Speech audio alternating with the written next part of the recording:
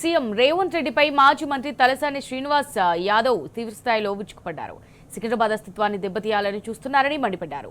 ప్రతిపక్ష నేతలపై కేసులు నమోదు చేయడాన్ని ఖండించారు. అనుచిత వ్యాఖ్యలు చేస్తే సీఎం మంత్రులపై కేసులు నమోదు చేయాలన్నారు.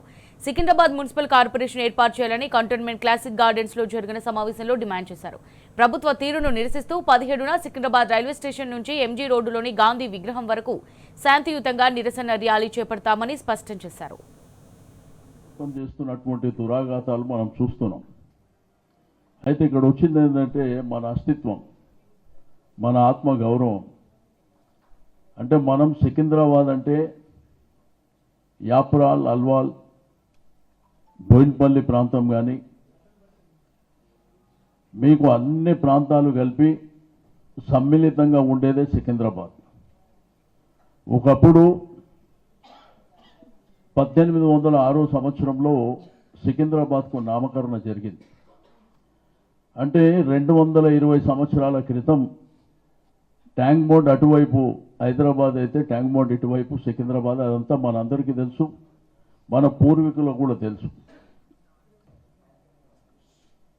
అంటే మన తల్లిదండ్రి పేరు మారు తూకుంటామా? అంటే మన అస్తిత్వాన్ని దెబ్బగొడు తూకుంటామా?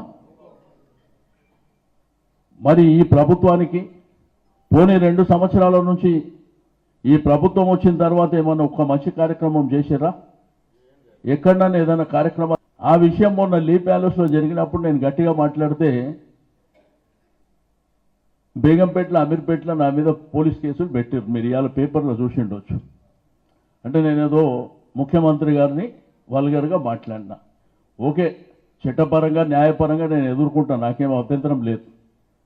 నేను పోలీసులకు కూడా, డీజీపీ గారికి, పోలీస్ కమిషనర్కు ఈ సందర్భంగా తెలియజేస్తున్నా, నేను ఒక మాట మాట్లాడితే నా మీద కేసులు పెడితే రేపటి నుంచి ఈ ప్రభుత్వంలో ఉన్నటువంటి మంత్రులు కావచ్చు, ముఖ్యమంత్రి కావచ్చు, వాళ్ళు కూడా మాట్లాడితే మీరు ఆ కేసు పెట్టలేదనుకో, మేమే అప్పుడు కమిషనరేట్, పోలీస్ స్టేషన్లు ఆ రోజు కూడా మేము అక్కడికి వస్తాం, కంప్లైంట్ ఇస్తాం. ఎందుకంటే న్యాయం, చట్టం అనేది అందరికీ సమానమే.